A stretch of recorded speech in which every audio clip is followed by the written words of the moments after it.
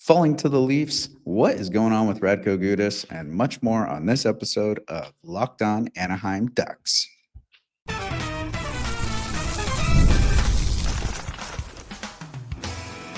You're Locked On Ducks, your daily podcast on the Anaheim Ducks, part of the Locked On Podcast Network, your team every day.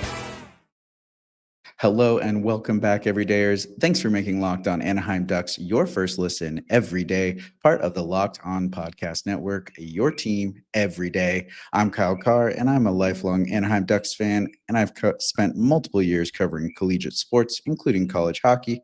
But today we're talking about the Anaheim Ducks. A couple things we got to go over. Well, the Ducks dropped one to the Maple Leafs. Then we got to look at what is going on with the captain, El Gudas. And then we're going to look at some ups and downs and kind of just what's going on for the rest of the season here after Sunday's game. So first, speaking of Sunday's game, it was another comeback look like for the Ducks. They were down 2-0 to the Maple Leafs. They tie it up. Looks like they're going to get another comeback victory. But then a crazy tip goes in against them. So unfortunately, they do drop this one to the Maple Leafs. And the chase for the wild card seems that much more out of reach. Like I said, they did tie up the game, which was awesome. Carlson, he continues to stay on fire. He currently has 12 points in the last 10 games. That is just outstanding. He also ended up getting his 20th goal, which makes him the first Anaheim Duck player ever under the age of 20 to reach a 20-goal season. The closest to him is Paul Correa, who only got 18 before he turned 20. So Carlson completely changing the game out there for Anaheim. Love to see it.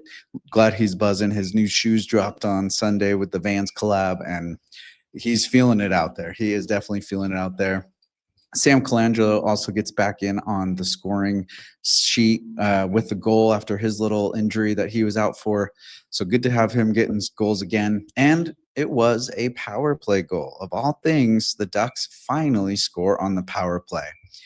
The only issue, though, is that's the first power play goal in their last 18 attempts.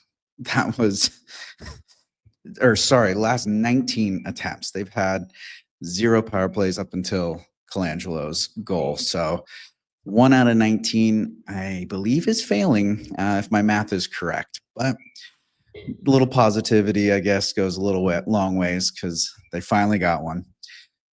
They did not give up a power play goal, which was a big, big deal considering they have given up one in the last 9 games to every team that they've played. So finally, out of 9 games, they go without a power play goal against. Their penalty kill has been struggling. The power play has been struggling. Special teams has been the topic of everything that we've been covering. So it's good to see that they're finally out of the hole there with getting a lockdown on the penalty kill for the game, and then also getting a power play goal. Right now, the Ducks do have they have 3 goal skaters tied at 20 goals. That's Mason McTavish, Frank Vetrano, and Leo Carlson. They all have 20 goals right now. And like I said, Leo Carlson setting a record of being the first under 20-year-old skater to get a 20-goal season for the Ducks. Vetrano, though, he's been at 20 for quite some time, as he is now scoreless in the last 7 games. So a little bit of a blanket over Vetrano and his scoring ability. So hopefully that ends soon, gets that bug out of his way. With Terry, we'll talk about a little bit later, but Terry is out right now. So we'll see if maybe he steps it up a little bit and gets some goals there towards the end of the season.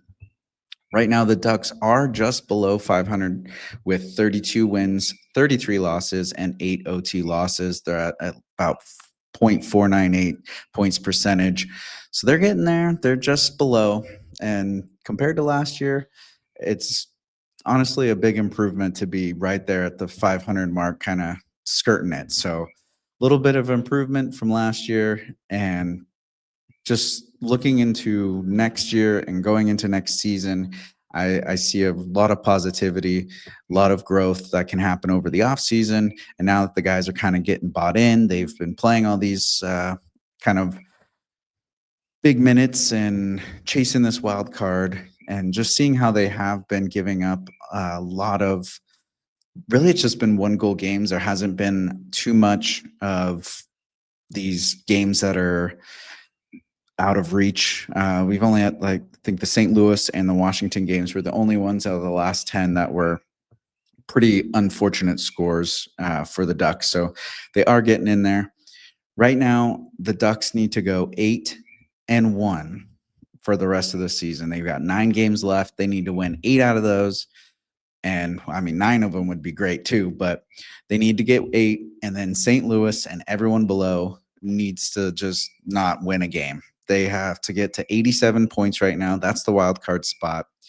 If the Ducks win all 9, that gets them 18 more points. So that would put them at 88. And that's pretty risky. If you look at the standings on the NHL website, it shows eliminated. Everyone's eliminated just below the Ducks, and they're still sitting there hanging on. So good luck to them. I'm not looking forward to having that E next to the Ducks on the NHL website. But speaking of, we got to talk about the captain and what's going on with him.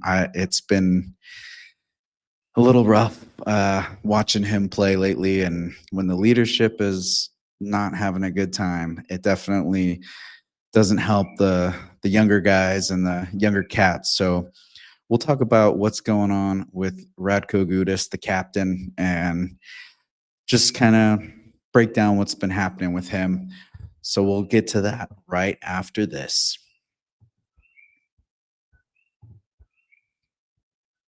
March Madness is here, and FanDuel is giving you the chance to get in on the action like never before. Right now, new customers can get $200 in bonus bets when your first $5 bet wins. That's 200 extra bucks in your pocket to use on everything from buzzer beaters to Cinderella stories and even who is cutting down the nets.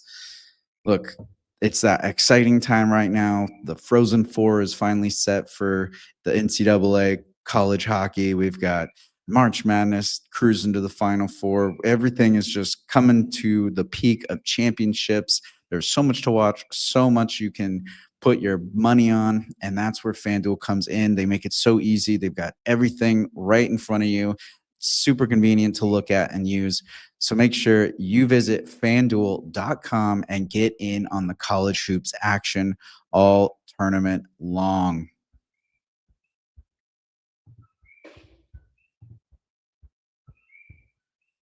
All right, we are back, and now we gotta talk about the captain, Radko Gudas. I have this segment literally titled "Goodness Gudas" because that's basically what we've all been saying. If you've been keeping up watching the games, you know exactly what I'm talking about. Just, oh goodness Gudas, what is going on? Against the Maple Leafs, he went -3. And there was a disallowed goal, and I'm pretty positive he was involved in that. Would have made him -4 if it didn't get called back. So -3 against Toronto. The first goal that was allowed against Domi, he just got caught in no man's land, didn't really get the puck in deep. Then he comes to back skate and he commits to one of the other players, but then Domi still has the puck. So then he last minute decides to go, completely misses him with the hip check, and it's just lights out after that. And then looking at the next goal, Marner, they break it out, and he just gives up a terrible chance, gets the shot block, and then he starts chasing down Marner, who's just buzzes by him in the neutral zone. And then he kind of put some pressure on him with the stick, but it just did not look good on the visual. Kind of gave him a little stick tap, but Marner just gave him the opportunity for Marner to beat Dostal, give him the bite, and just another not good look for Gudas. And then the third one, he wasn't locking down his man, wasn't really tight on the stick, didn't really get his body in front of the puck, tried to swat at it, and it goes off this crazy redirection over Dostal. A little bit unfortunate on that one. It was pretty far off the net, so he was probably not trying to cause it to go in, but rather than being strong on the stick and getting in the lanes, he just kind of was there and it results in a goal. So it feels like the last few games, Gudis has been losing a step or two. He is currently pointless in the last 6 games, and he hasn't even really been recording hits. He had 5 hits in the game against Carolina, but other than that, it's been 1 hit, 2 hits here and there. So we're not even getting the good Gudis hip check coming out. So it's just what you expect out of his play style hasn't even been there. He's got 18 hits in the last 10 games. That's out of the 5 hits in Carolina. So do that math, not very many hits there. He's taken a penalty in each of the last 2 games. So making the Ducks shorthanded, watching the captain in the box, never a good look. He just seems to be slowing down. And even though, he is the captain, we want to support him, want to cheer him on. He's been really great with the community when he does go out and talk to the fans and everything. But it looks like his time may be ending here in Anaheim. It's just, I don't want to say his career's over, but it just seems like he's lost that step. He's lost the defensive control that he had when he was out in the East Coast with Florida. And I just can't see a future where Gudis is still on this team with the young defense that we have building up in San Diego. There's so many guys that can come up, and then Trouba, he's been a staple on the team now. He's still that veteran presence that the defense can have, and I just would like to see more of the youth come in and open up a spot for them rather than, bon voyage, captain. Thanks for sailing with us, but I think it's about time Gudis is maybe done here in Anaheim. And like I said, the youth, they seem to be taking over the show. There's so many great players that are coming up right now with Goche, Zegras, Colangelo, Nestorenko. Terry's always a solid player. McTavish. I I could see Terry being the next captain. Like he's one of those guys that I love to watch play. He's one of those guys, even if you don't really know much about hockey, if you watch Terry, you can really see how to play the game the right way. And that's what you need in a captain. He's a father now. He's been dealing a lot with his family, but he knows how to be resilient. He knows how to be a strong player, and he knows how to take care of what needs to be taken care of. And that's what you want in a captain. I think he's got just the right voice for the Duck squad. So I say give the C to Terry. Even if Gudis is still on the team, make him an alternate, but give that C to Terry. Give it to either him or McTavish, but I think Terry should be the guy to have it. So I I don't know what else to say when it comes to Gudis because I was a big fan. I was really into him. I really enjoyed it when he first came to the team, and just he was blowing kids up, and it looked like it was going to be a really good time, and he'd be a really good asset to Anaheim. But now it's just scary to watch. It's the goodness Gudis, like, what are you doing out there, bud? So speaking of, we got to talk about some ups and downs. There's a few things that need to be addressed, and there's also some positives. It's kind of like they're not good things, but it's not bad either. So we'll get into that after this.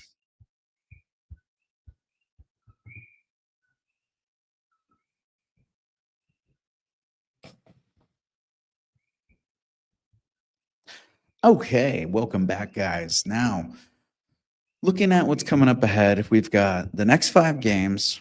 They are divisional matchups for Anaheim. So they're playing all teams within the Pacific. There's Calgary twice. We got Vancouver in there, Edmonton. Edmonton's already way up there, but these are all points that the Ducks can get, 4-point games as they call them, because if they win, they get 2 points. The other team does not, and that's the 2 points extra that they get. So it's considered like a 4-point game. And they have they have their work cut out for them right now. That's definitely very true with Calgary being hungry and fighting right there. They're just below Vancouver. Vancouver's right there. They're trying to get in. They're right below St. Louis. There's just this back and forth battle right now. The Ducks can come and make a complete upset if they can get wins out of those games.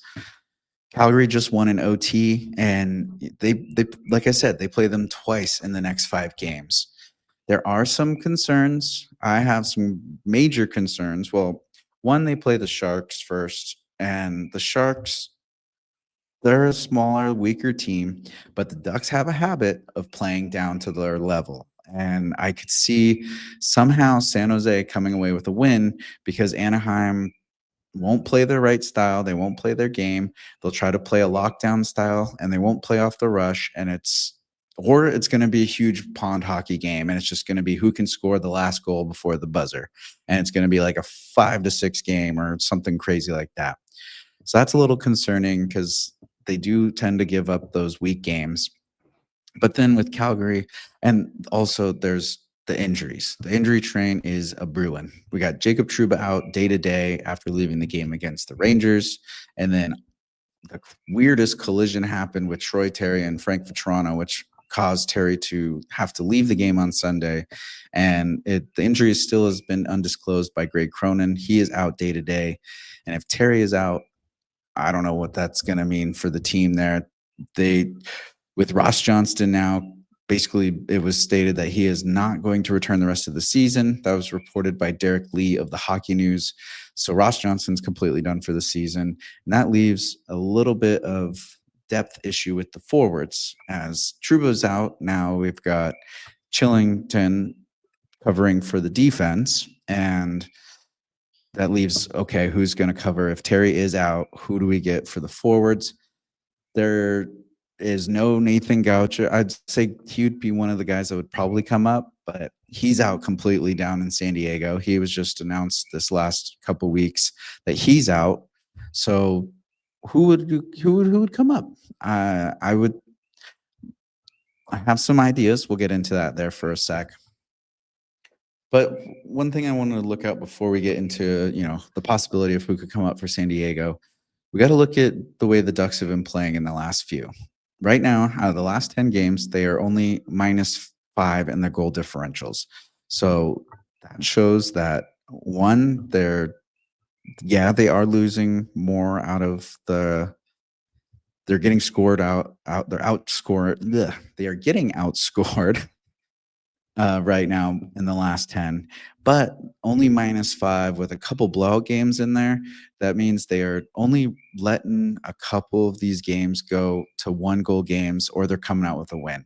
So they're not getting blown out. They're fighting, they're battling right until the end. They're not giving up big blowouts. And that's going to be a huge, huge factor for going into the offseason. If they can continue to finish this season strong, there's no need to tank. They're already in the middle of the pack, so the draft pick they get is the draft pick they get. Don't really see them winning the lottery or anything there.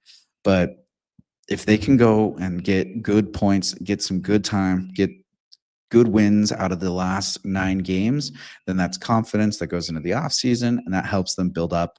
And then if we can get the goal differential down to either flat 0 or in the positives, that'd be really good. So a lot of hope there when it comes to the way that they have been scoring and the way that they've been battling. They do, however, continue to give up the first goal. That is been an issue for a while now. It seems like they come out a little flat in the beginning. They really get the wind in their sails late in the second and the third period. That's been the big determining factor in the last few games, has been that last period, which it's good. They're not giving up. They're not laying an egg. They're still fighting, but they've got to try to get that first goal. They got to come out hot at the beginning and just apply a full offensive 60 minutes. And if they don't have to chase the game and they can just have the lead at the beginning, that would just be an absolute game changer for them. And the thing they need to do right now is just give Leo the puck. Leo, he is absolutely outstanding right now. He's been playing extremely well. He's been scoring left and right. I just love the way that he's been playing. And you can just see his confidence is growing. The way he's taking shots with defenseman screening, and he's trying to whip it through the legs and really just reading the game well. And he's been just a huge boost right now to the team. Zegras has been playing really well as well. More of a 200-foot game, but there's just, you can see this level of confidence and pride that's coming out of the squad right now that I have not seen in a few years. So good things are coming. Good things are brewing. It just seems like there was too much of a gap to have to cover after the beginning of this season. But now it's finally getting there. Now they're getting the traction. Now it's all going to come. And next year is going to be massive. I do hope to have Terry back for the games coming up right now. It was kind of concerning because you saw Terry grab his head. So I'm hoping it's just a little concussion protocol and they're just making sure he's healthy and they don't want to disclose anything too much. But hopefully he comes back. But if he doesn't come back, it leads the question of, okay, who comes up from San Diego? They're going to have to call someone up unless Trouba comes back and then Chillington can go. But if Trouba's out and Terry is out, who do they call? My guess and my hope, I think where I see it going is Igor Sidorov. He is doing great down in San Diego.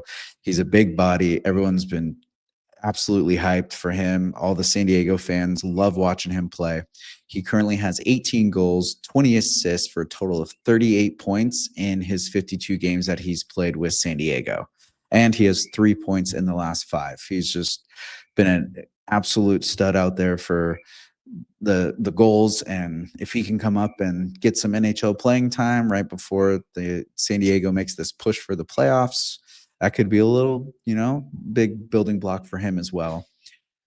It would really be nice to see him. They've been getting some good forward pressure down there. Some of the older guys are like Trzynski and everything, but I think Sidorov would be a really cool opportunity for him to enter the lineup at the end of the season here and get some play time, as the Ducks are pretty much on the cusp of not being in the playoffs.